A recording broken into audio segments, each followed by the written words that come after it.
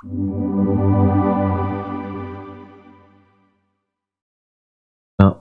tassa bhagavato arahat sama sambuddhassa.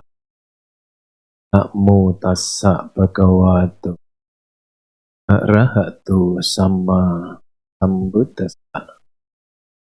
Namo tassa bhagavato arahato sama sambuddhassa.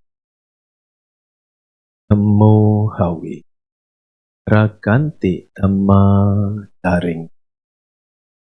Dhamma akan melindungi mereka yang mempraktekkan. Bapak-bapak, ibu, saudara-saudara, anak agama, selamat pagi, namo buddhaya. Namo Buddhaya. Sotihotu, salam sejahtera buat Anda beserta keluarga. Semoga Anda beserta keluarga dalam berkah Sang Tiratana. Sadu, sadu, sadu. Bapak, Ibu, saudara-saudari sedang kita kembali bersama menyisikan waktu kita, menggunakan waktu kita gunakan untuk bersama belajar drama di Wihara Ekadharma Loka Surabaya hari Minggu 11 Januari 2026. Karena masih suasana tahun baru, pada waktu tahun baru tidak bisa berjumpa kepada Ibu Bapak. Kesempatan ini saya mengucapkan kepada Anda beserta keluarga, selamat tahun baru 2026. Semoga kita semua dalam menjalani kehidupan selalu terberkahi buah karma baik dan semakin kokoh keyakinan kita pada Tiratana sehingga kita bisa mencapai cita-cita kita dalam menjalani hidup.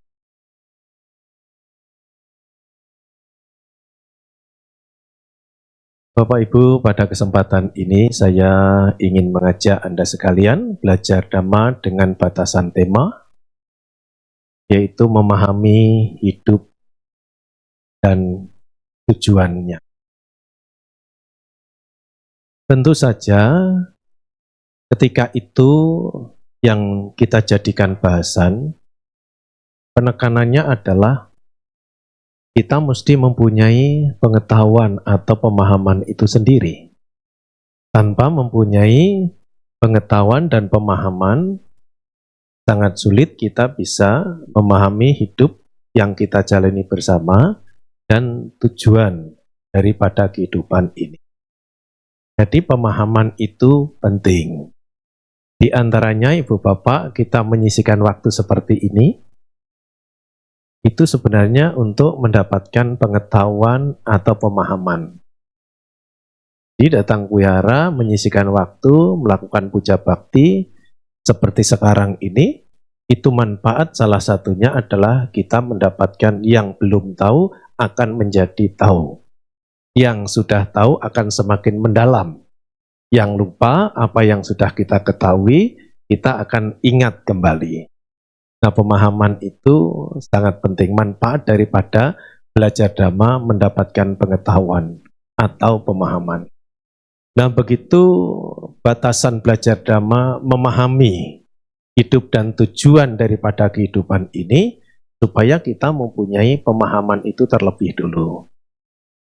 Pemahaman itu pun bertingkat, Ibu Bapak. Kalau pemahaman, pengetahuan,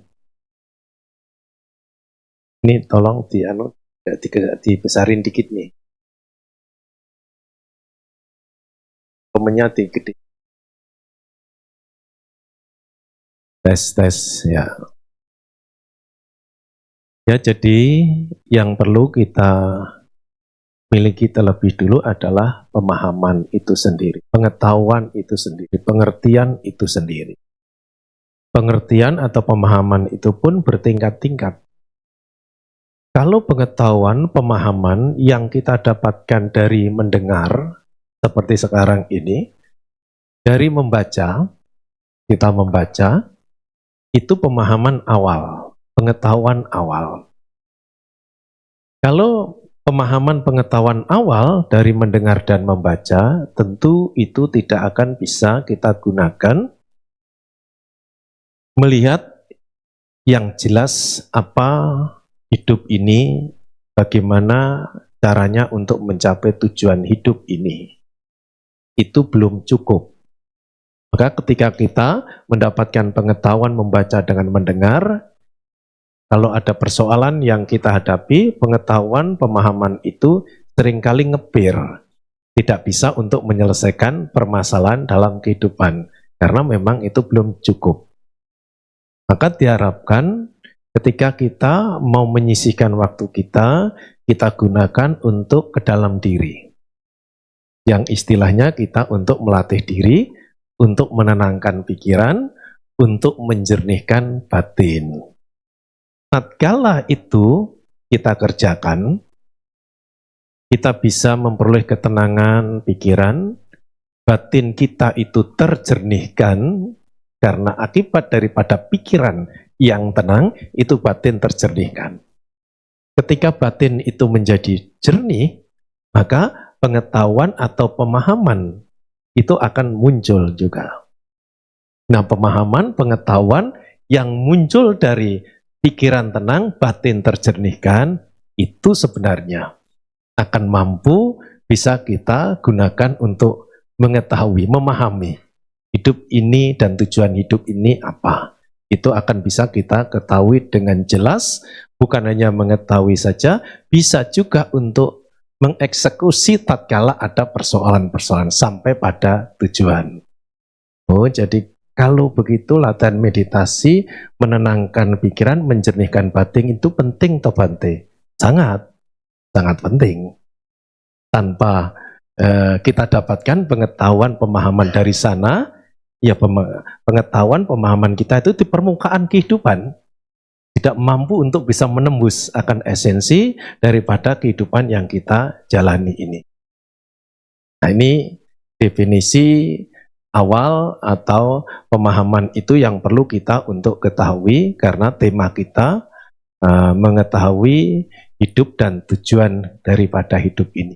Pengetahuan, pemahaman itu mesti kita dapatkan. Tanpa mempunyai itu ya di permukaan, tahu tetapi belum tentu kita bisa mengerjakan.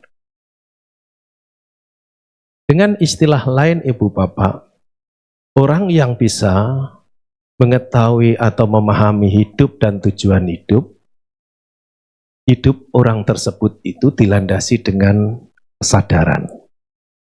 Saya ulang, orang yang telah mengetahui atau memahami hidup dan tujuan daripada hidup itu sendiri, orang tersebut hidupnya dilandasi dengan kesadaran. Sekarang pertanyaannya pada diri kita masing-masing, saya mewakili Anda sekalian, kita ini hidup dengan kesadaran atau masih dengan kelengahan? Jujur loh, karma buruk kalau berbohong. Sebenarnya putu jana itu orang yang masih keduniawian. Itu putu jana. Orang yang hidup masih dalam kategori putu jana, keduniawian, itu banyak lengahnya. Kesadarannya ada, tapi lemah. Yang dominan apa? Kelengahan pada diri kita. Jadi kalau pertanyaannya, Bu Bapak, kita ini hidup sudah dilandasi kesadaran atau kelengahan? Jawabannya, ya masih dengan kelengahan. Kalau begitu, kesimpulan sementara, belum kita memahami hidup dan tujuan hidup. Belum. Kalau belum Bante, kita ini baru sekedar hidup, sekedar aja menjalani kehidupan.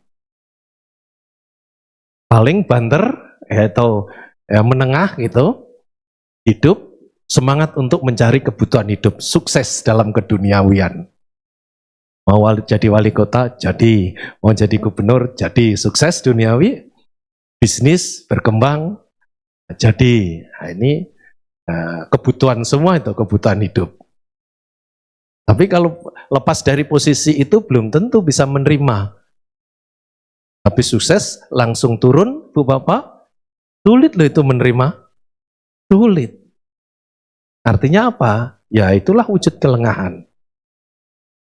Ya, jadi ukurannya kata lain, tadi pemahaman yang berdasarkan pemahaman yang muncul dari pikiran tenang, jernihnya batin, muncul pemahaman, pemahaman itulah yang bisa kita gunakan untuk mengetahui, memahami hidup dan tujuan daripada hidup itu sendiri. Nah, kalau itu belum kita dapatkan, istilah lainnya adalah orang yang bisa memahami hidup dan tujuan hidup adalah orang yang hidupnya sudah dilandasi dengan kesadaran. Kalau begitu berarti kita ini belum. Karena putu jana itu masih duniawi sekali. Jadi kalau orang yang landaskan kesadaran hidupnya itu sudah Arya Pugala, minimal Sotapanna. Oh, ada 4 kan kesucian dalam agama Buddha itu. 1 Sotapanna, 2 Sakadagami, 3 Anagami, 4 Arahat. Jadi ini yang Arya Pugala atau yang enggak keduniawian. Kalau belum ini ya masih duniawi. Dirinya Bante, senang kita dengan kesenangan indriawi, suara yang menyenangkan senang, makanan yang enak senang. Apakah cukup senang saja? Enggak, melekati kepada yang menyenangkan itu. Itu ciri daripada ya, duniawi itu. Kalau senang enggak melekati, nah itu lain. Nah kita kan masih itu, senang, mencari, cari, lekati. Itu duniawi masih, itu putu jana. Itu namanya hidup masih dengan kelengahan. Sedangkan orang yang hidupnya dilandasi dengan kesadaran adalah mereka yang akan bisa memahami hidup dan tujuan daripada kehidupan ini. Atau dengan lain lagi, ini satu lagi. Tadi kan pemahaman yang muncul daripada kejernihan batin. Atau landasan hidup dengan kesadaran. Sekarang istilah lain. Orang yang bisa memahami hidup dan tujuan daripada kehidupan ini, Bu, Bapak, sudah tidak lagi minat untuk berbuat tidak baik. Ayo, sekarang kita cek. Kita ini masih minat nggak berbuat tidak baik? Apalagi kalau kita nggak berbuat jahat diganggu orang. Oh, jangan macam-macam dengan saya. Wah, begitu. Minatnya semakin besar itu. Dengan alasan ya, untuk membela diri, mengganggu. Membela diri atau apapun argumentasi kita, kalau kita berbuat jahat, membalas karena diperlakukan dengan tidak baik orang, tetap juga itu hal yang tidak baik. Jadi orang yang memahami hidup dan tujuan daripada kehidupan ini sebenarnya tidak minat lagi untuk berbuat tidak baik. Melalui tentu 3, pikiran, ucapan, dan perbuatan. Nah kalau kita ini kan masih minat sekali, apalagi kalau diganggu tadi, ganggu. Pikiran belum tentu positif terus, ucapan juga belum tentu. Jadi ukurannya orang yang bisa memahami hidup dan tujuan daripada kehidupan adalah orang yang tidak berminat lagi untuk melakukan hal yang tidak baik. Minatnya hanya melakukan hal yang baik. Wah, itu sulit, Bante. Andai kata Ibu Bapak ada orang yang terus hidupnya berniatan untuk melakukan perbuatan baik dan itu dilakukan perbuatan baik melalui pikiran, ucapan, dan perbuatan jasmani, dicek lagi itu. Untuk mengetahui orang yang memahami hidup dan tujuan daripada kehidupan ini. Ceknya bagaimana, Bante? Dia melekati enggak, bangga enggak dengan apa yang dilakukan, hal yang baik dan prestasi yang dia dapatkan itu? Kalau ya, nah ini jebakan. Enggak ada minat melakukan perbuatan jelek, terus berbuat baik, tapi dia congkak melekat kepada kebajikan yang dilakukannya. Masuk perangkap lagi. Demikian sebenarnya jaring kehidupan, jerat kehidupan itu. Nah, itu bisa dipahami dengan utuh dan jelas ketika tadi pikiran kita latih menjadi tenang, batin kita itu terjernihkan. Nah, itu kayak ilustrasinya kayak air yang jernih gitu. Kita lihat muka kita nampak juga air jernih. Oh, dasar daripada panci atau daripada ember itu terlihat. Air yang jernih itu. Melihat itu apa? Itu pemahaman, itu pengetahuan. Nah, kalau pikiran dan batin kita latih menjadi jernih, akan terjadi demikian juga prosesnya. Alamiah, tidak kita buat-buat. Oh, hidup ini apa? Tujuan daripada kehidupan ini apa? Baik Ibu Bapak, sekarang pelaksanaannya. Itu tadi adalah clue-cluenya, itu tadi adalah yang mendalamnya. Sekarang bagaimana untuk mengimplementasikan dalam latihan kehidupan sehari-hari supaya kita tidak hidup sekedar hidup. Supaya hidup kita ini bisa memberi makna dan pada saatnya hidup kita ini bisa sampai pada tujuan hidup. Maka saya mengajak untuk melatih pada 3 tahapan dalam menjalani kehidupan ini. Bu, Bapak, pada saatnya kita harus bekerja, harus mencari, harus belajar. Kalau anak-anak kan belum bekerja. Pada tahapannya itu loh, tahapan kehidupan yang kita jalani itu. Tahapan main ya main juga, karena memang anak-anaknya tahapannya main gitu. Nah, itulah apabila kita bisa menjalani tahapan demi tahapan dengan baik, itu wujud atau latihan sebelum sampai latihan untuk mencapai tujuan daripada kehidupan. Saatnya kita mesti bekerja atau mencari yang perlu kita cari dalam kehidupan ini, cari. Karena waktu itu, kesempatan itu tidak akan terus ada pada kita. Kapan saatnya kita harus mencari? Saatnya masih muda-muda begini. Nah, saatnya masih muda harus mencari. Nggak boleh. Waktu masih muda itu, nggak dianjurkan waktu masih muda itu dibiarkan. Karena kita tidak akan terus muda. Apa tuh Bante bedanya muda dengan tua? Sangat berbeda. Tentu yang sudah pernah jadi tua, pernah jadi muda, sekarang menjadi tua. Kalau masih muda-muda ini ya belum merasakan tua. Enak saja, habis duduk begini ya nggak kesemutan, nggak apa. Nanti kalau yang sudah tua-tua habis duduk begini nggak bisa langsung bangkit sekaligus, harus cari sandaran dan pegangan juga. Oh, jadi pada saat muda itu saatnya untuk mencari atau bekerja atau belajar. Ya, ini untuk melatih supaya apa? Kita waspada. Waspada, kita tidak lengah dalam menjalani kehidupan. Karena bisa menggunakan pada tahapan kehidupan. Saatnya masih muda, harus untuk mencari, karena kalau sudah tua, sudah lain persoalannya. Pikiran, keinginan, ingin mencari, tenaga sudah mulai lemah. Buru-buru lari. Wong naik tangga lantai 2 saja ngos-ngosan. Nah, apalagi lari mengejar kayak anak muda untuk mencari harus yang dicari. Nah, hal ini perlu kita ketahui bersama supaya suatu saat kalau kita sudah sampai usia tua, membiarkan masa muda itu sesal akan dirasakan di kemudian hari. Karena Dhamma mengajarkan memang begitu. Saat yang tepat untuk mencari adalah pada saat kita masih muda. Apalagi muda sehat lagi. Ini 2 faktor sangat memungkinkan pada saat muda dan pada saat sehat. Jadi harus benar-benar dimanfaatkan waktu masih muda dan sehat. Karena tidak selamanya kita ini akan mengalami sehat. Apalagi kalau ada perenungan, kita akan mengalami sakit. Bu, pernah merenungkan itu, Bu? Ini tanya loh ya, nggak boleh dicuekin loh ya. Yading damomhi, yading anatito. Artinya apa tadi? Aku wajar mengalami Aku wajar mengalami sakit.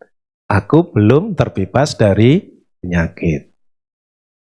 Nah, ini hendaknya menyadarkan diri kita bahwa kita tidak terus-menerus sehat. Kita ada juga saatnya sakit yang tidak diharapkan itu datang.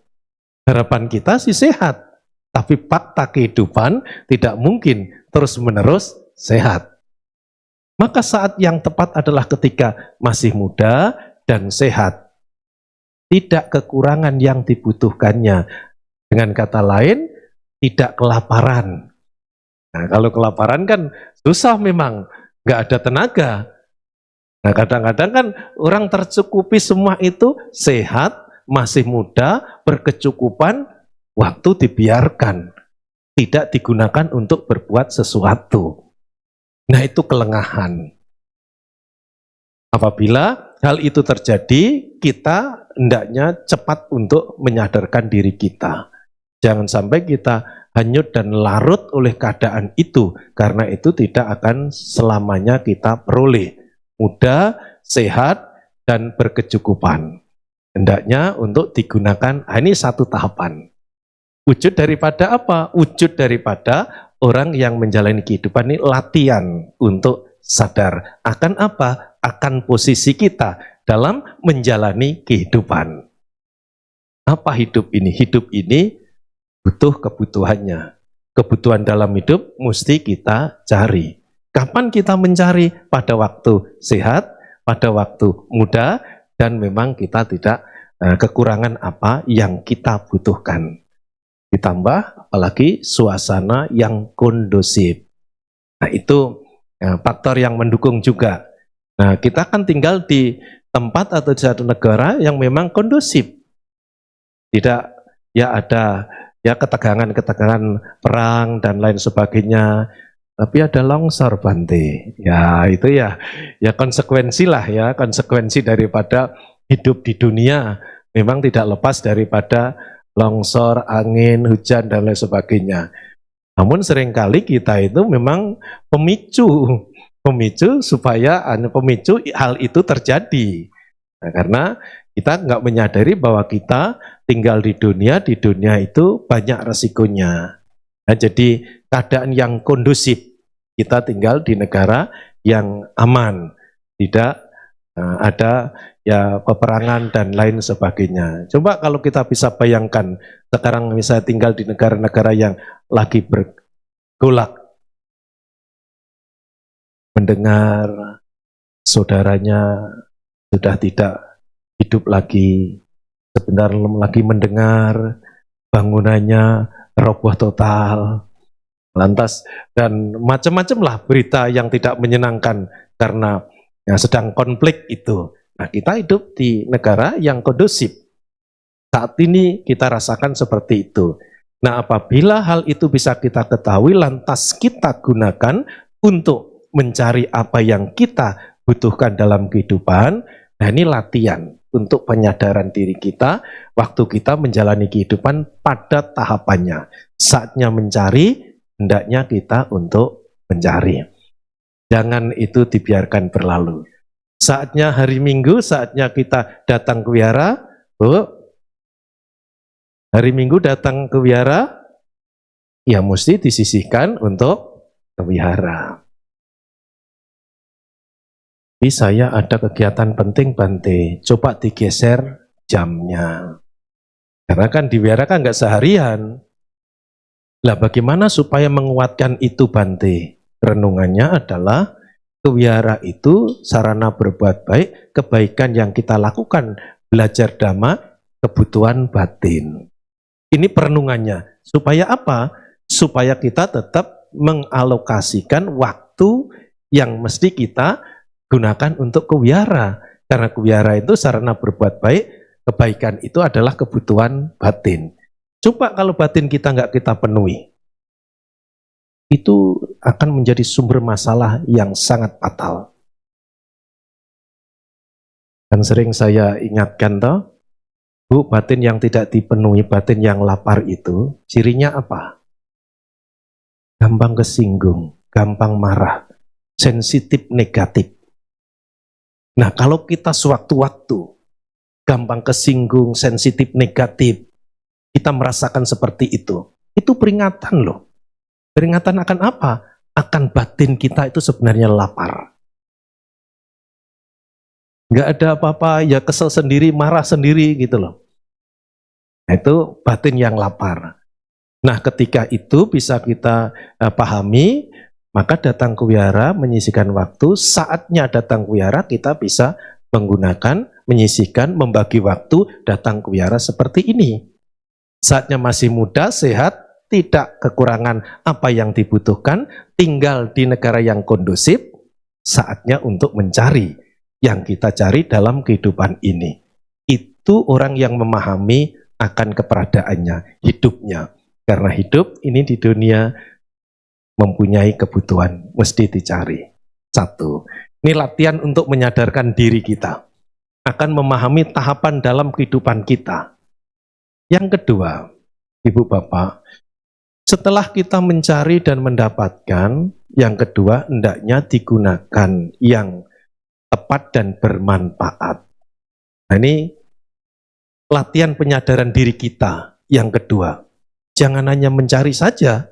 Banyak loh Bu, Pak, orang yang asik dengan mencari terus.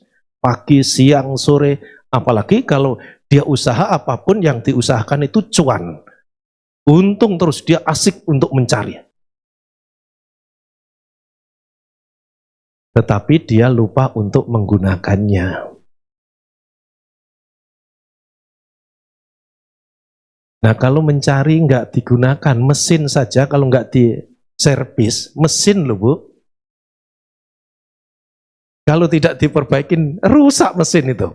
Apalagi kita manusia tidak sekokoh, sekuat mesin itu.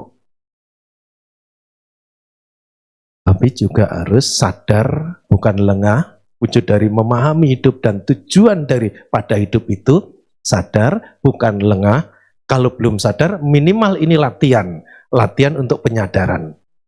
Jadi ketika kita menggunakannya ya yang tepat dan bermanfaat. Tidak boleh, nah ini kan hak saya, ini jerih payah saya sendiri Bante. Mau saya gunakan apa saja, itu urusan saya. Nah tentu saja itu tidak dianjurkan. Kan seringkali kita mendengar ada misalnya orang punya sikap seperti itu. Nggak ada orang yang boleh melarang saya. Ini ya melarang sih tidak, tetapi apa yang digunakan itu tepat dan bermanfaat tidak. Kalau tidak tepat dan bermanfaat Bante, ya itu tidak sesuai dengan kaidah atau buddha sasana. Itu orang yang lengah. Sedangkan orang yang latihan waspada adalah menggunakannya hendaknya yang tepat dan bermanfaat. Maka dalam Dhamma itu ada 4 cara untuk menggunakannya. Latihan penyadaran diri kita ketika kita sudah bisa mencari, kita hendaknya bisa menggunakan yang bermanfaat. 1, digunakan untuk apa? Untuk mengembangkan usaha yang ditekuni, sumber daripada penghasilan. Nah, Ibu Bapak kalau bekerja, kalau apa saja aktivitas kita ini kan ada sumber penghasilan. Maka menggunakan yang pertama adalah gunakan untuk mengembangkan, untuk menjaga, agar sumber penghasilan Anda itu tetap bisa terjaga. Syukur-syukur kalau bisa berkembang. Ini cara menggunakan yang tepat dan bermanfaat.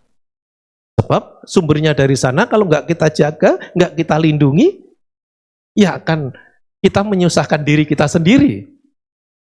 Nah maka secara Dhamma dianjurkan gunakan yang tepat dan bermanfaat. Dari mana kita mendapatkan penghasilan? Hendaknya penghasilan itu harus dikembalikan untuk menjaga, melindungi, dan mengembangkan usaha Anda. 1. Yang kedua, digunakan untuk apa? Untuk kesejahteraan dan kebahagiaan, karena Anda, karena kita tumbuh berkembang dalam keluarga. Ya untuk anak, istri, untuk orang tua. Nah, dalam rumah tangga ini kan mempunyai keluarga. Bagaimana untuk kesejahteraan dan kebahagiaan daripada keluarga. Jangan seperti tadi yang ya ada juga untuk menggunakan dirinya sendiri saja tidak, apalagi untuk orang lain, tapi asik mencari. Terus saja mencari. Jadi kita jadi robot. Lah sekarang kan memang dunia robot, Bante, misalnya. Iyalah dunia robot, tapi kan robot manusia itu kan robot yang punya hati gitu loh. Harus bisa menempatkan gitu. Karena manusia ini kan punya tujuan, tidak hanya hidup seperti robot. Robot kan hidup saja tidak mempunyai tujuan. Nah ini memahami hidup dan tujuan daripada hidup. Maka ketika kita mendapatkan, hendaknya kita bisa menggunakan yang bermanfaat dan juga tepat untuk kesejahteraan keluarga. Yang ketiga disimpan tatkala ada hal-hal yang sulit yang tidak diharapkan. Kalau pengharapan kita kan hidup ini kan ingin mudah. Nggak ada yang hidup ingin sulit. Kalau ketemu teman yang baik. Kalau bekerja, pekerjaannya itu yang mudah. Kalau dapat tunjangan atau gajiannya yang banyak, kan begitu. Terus hal-hal yang indah yang kita cita-citakan, kita harapkan. Tapi fakta kehidupan kan tidak seperti itu, bagikan roda yang terus berputar. Ada kalanya di atas, juga bisa di bawah. Ada juga kalanya di samping kehidupan ini. Nah, ketika kita bisa menyadarkan diri kita, apa sih hidup ini dan tujuan hidup ini? Oh, hidup ini harus mencari kebutuhan. Setelah mendapatkan kebutuhan, ya mesti kita gunakan. Bagaimana cara untuk menggunakan yang tepat dan bermanfaat? Oh, yang tepat dan bermanfaat itu selain untuk mengembangkan usaha, selain untuk kesejahteraan keluarga, juga mesti disisihkan untuk disimpan. Tatkala ada persoalan-persoalan hidup yang sulit, yang tidak diharapkan itu bisa terjadi. Itu tidak akan kesulitan. Bu, Bapak, banyak loh orang yang kesulitan dalam keadaan sulit. Keadaan sulit membuat orang tersebut kesulitan. Tapi juga ada orang, keadaan sulit, orang tersebut tidak kesulitan. Padahal sama orangnya loh, sama keadaannya, tapi ada perbedaannya. Keadaan sulit orang kesulitan, keadaan sulit orang tidak mengalami kesulitan. Ini pengelolaan. Maka ketika kita mendapatkan penghasilan atau apa yang sudah kita cari kita dapatkan, poin yang ketiga ini sebenarnya adalah untuk menjagai tatkala ada keadaan yang sulit supaya kita tidak akan kesulitan. Nah, Dhamma diajarkan Sang Buddha itu adalah pedoman. Pedoman untuk hidup ini supaya tidak lengah. Latihan untuk waspada menggunakan apa yang sudah Anda, kita dapatkan harus digunakan yang tepat dan bermanfaat. Yang keempat, terakhir, cara menggunakan yang tepat dan bermanfaat adalah digunakan untuk melakukan hal-hal yang baik. Karena kebajikan itu sebenarnya adalah di antaranya tiga hal tadi, kebajikan yang kita gunakan untuk berbuat baik, maksud saya, itu adalah yang paling luar biasa, tetapi itu tidak semua orang bisa mengetahui. Karena kalau berbuat baik itu kan dianggap misalnya ya, kita berbuat baik membantu orang. Itu kalau pemahaman kita tidak matang, pengertian kita tidak muncul, orang yang memberi bantuan kepada orang, itu dia merasa kehilangan apa yang telah dimilikinya. Atau mengurang apa yang telah dimilikinya. Dengan catatan loh, kalau pemahaman belum berkembang. Tentang apa? Tentang untuk berbuat baik. Maka ketika pola pikir seperti itu, orang berbuat baik, membantu orang, menolong orang itu tidak mudah. Karena cara berpikirnya ketika membantu orang berbuat baik itu merasa kehilangan apa yang telah dimiliki. Atau minimal kurang. Coba kalau pemahaman yang benar tentang berbuat baik sudah dimiliki. Menggunakan yang tepat, yang keempat adalah yaitu digunakan untuk berbuat baik. Dengan berpikir bagaimana ketika kita berbuat baik itu sebenarnya bukan hilang. itu kan memproses milik yang bersifat sementara, materi duniawi itu menjadi milik yang sesungguhnya berupa kebajikan. Nah itu kalau pola pikir kita sudah benar. Kalau pola pikir kita belum benar, sulit bisa berpikir seperti itu. Jadi berbuat baik itu sebenarnya bukan kehilangan, Bante. Berbuat baik itu bukan ya kekurangan, mengurangi apa yang dimilikinya. Tidak. Berbuat baik sebenarnya adalah memproses milik yang bersifat sementara menjadi milik yang sebenarnya, yaitu berupa kebajikan. Sebab tiga-tiganya ini kalau ada masalah yang serius dalam dunia ini, lenyap semua ini. Kayak anggap saja lah misalnya kayak longsor ya di Sumatera kita ini. Tiga-tiganya ini bisa nggak ketolong tsunami gitu. Misalnya satu, usaha kita, usaha yang ditekuni itu karena bencana alam bisa habis. Keluarga bisa juga habis. Yang disimpan suatu saat digunakan kalau ada hal yang sulit. Petanya saja sudah nggak kelihatan lagi itu. Garis-garis pembatang mana ini, walaupun sertifikat sudah masih dipegang, tapi batas daripada miliknya itu nggak kelihatan lagi. Tanda-tanda untuk menyimpan sesuatu yang berharga itu sudah nggak. Tinggal satu ini. Satu apa? Kebajikan atau karma baik yang dia lakukannya. Nah ini juga berperan sangat penting. Maka ketika ada orang dalam keadaan sulit tidak kesulitan, itu salah satunya ini yang berperan. Kalau teman kita mempunyai istilah lain, nah, itu semua adalah campur tangan yang di atas sana. Bisa jadi, karena kan ini istilah yang berbeda, esensinya sama. Kalau kita adalah itu timbunan kebajikan yang telah kita lakukan, membantu, membuka jalan tatkala ada kesulitan. Maka menggunakan yang tepat dan bermanfaat adalah 4 hal ini. Untuk mengembangkan usaha, untuk kesejahteraan keluarga, disimpan tatkala ada hal yang sulit dalam kehidupan ini untuk digunakan, dan yang keempat adalah gunakan untuk berbuat baik. Itu bebas Anda menggunakan, yang terpenting adalah bermanfaat. Ya, jangan misalnya untuk orang tua utamanya, misalnya untuk bangun wihara. Di sini kan mau bangun wihara ini. Nah, kalau bisa nyisihkan kan bisa nyisihkan untuk partisipasi. Lah itu kan jangka panjang manfaatnya.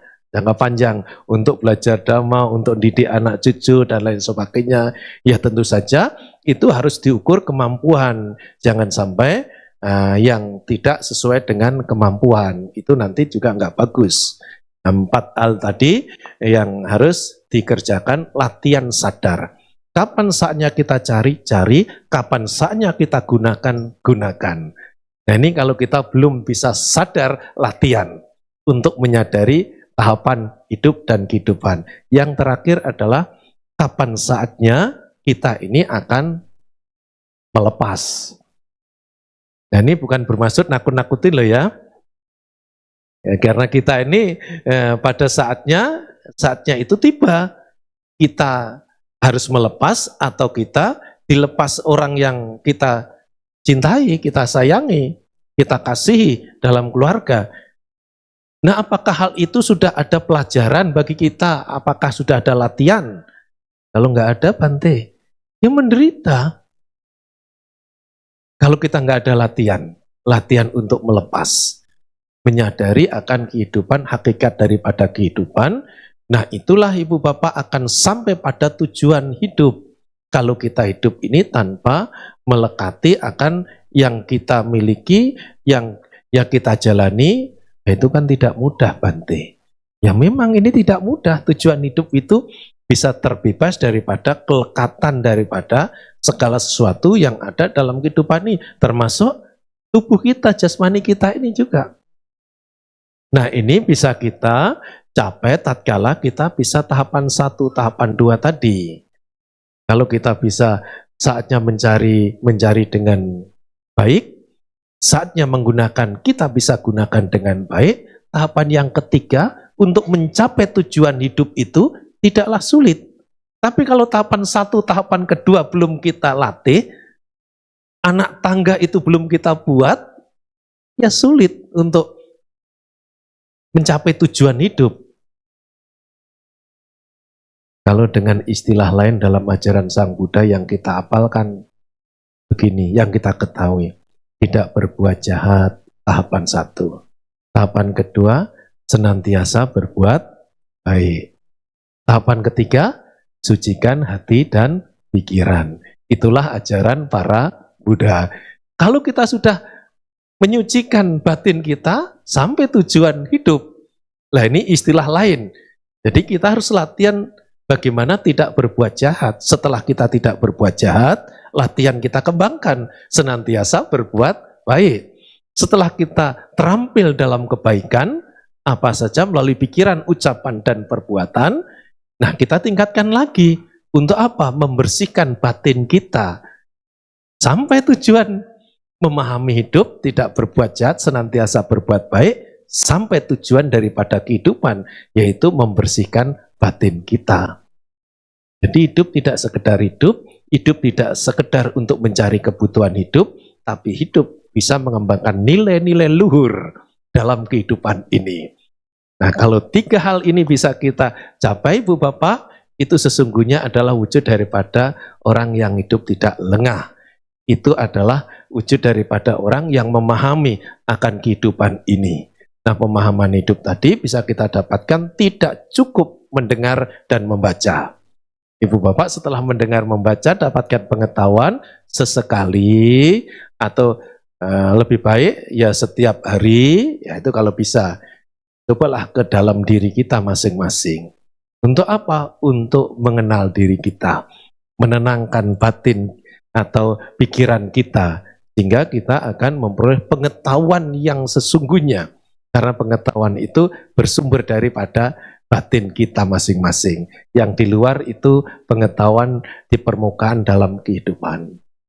Itulah yang bisa saya sampaikan pada kesempatan ini. Semoga memahami hidup dan tujuan hidup ini bukan sekedar pengetahuan awal, tapi hendaknya jadikanlah perjuangan untuk mendapatkan pengetahuan yang mendalam, sehingga hidup tidak sekedar hidup tidak sekedar mencari kebutuhan hidup, tapi hidup menumbuh kembangkan nilai-nilai luhur daripada kehidupan. Terima kasih atas perhatiannya. Semoga semua makhluk berbahagia.